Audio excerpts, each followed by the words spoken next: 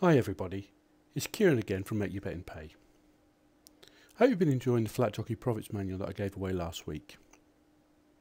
I've just got a short video today to tell you a little bit more about myself and my long road to betting profitability. I've been around online for nearly 10 years now, writing my blog and running my tipping services, and I'm aware from the comments on my blog that for a lot of people it's a deeply cherished ambition to really make their betting pay. It was certainly my ambition, one that I've had for as long as I can remember. I've been a horse racing and betting fanatic from a very early age, and it seemed a natural progression for me to try and make money or even a living from my hobby. Back in those early days, well over 30 years ago now, I could be found in a betting shop more often than not, and I could always see that a small minority of the customers were winning regularly. Unfortunately, I wasn't one of them. It's a sad fact, but something like 98 out of every 100 punters lose money in the long run. That's why we very rarely see a poor bookie. And at first, I was certainly no exception. I estimate that for a period of more than 10 years, I was a net loser to the tune of about £70 a week.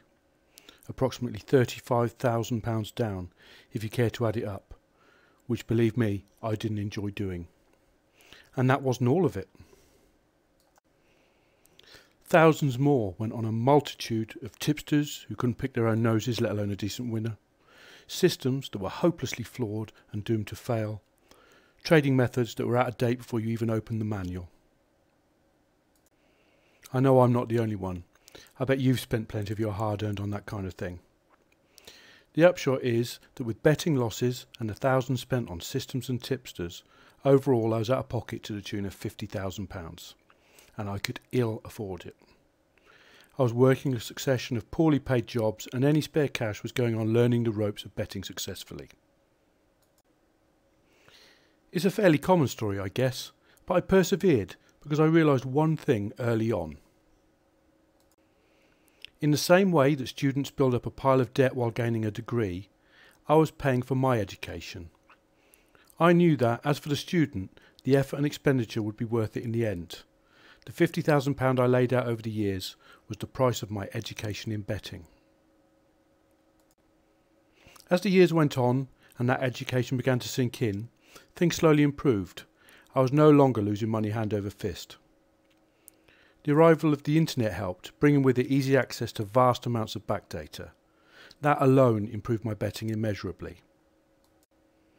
But the real turning point came when I finally grasped the concept of value. So what is value? When the odds available on a selection, be it horse, football team, tennis player or whatever, are greater than the true chance of that selection winning, that's the definition of a value bet. And it's the only way to profit in the long term. I won't go into the concept of value too deeply here.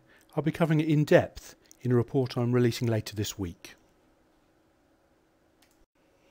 Suffice to say, prior to my realisation that value was key, I was firmly in the winner at any price camp. And that's a very nice camp to be in if you can find the winner with unerring accuracy. Unfortunately, none of us can.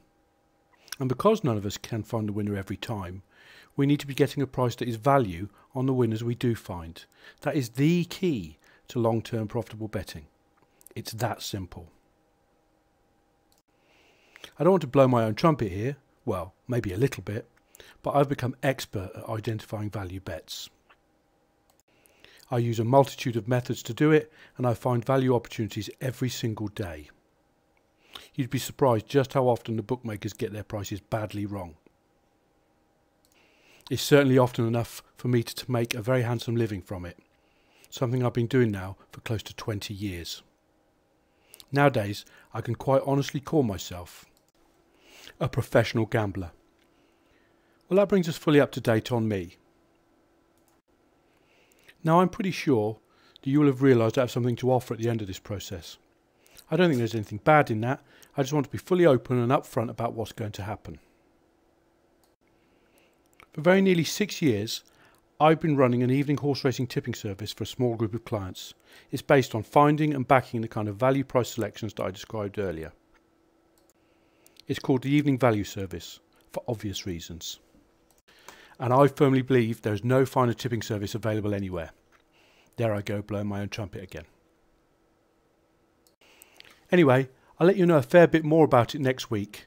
So for now, I'll sign off and wish you all a great day, and thanks for taking the time to listen to my story. Take care, all the best, and I'll speak to you later in the week.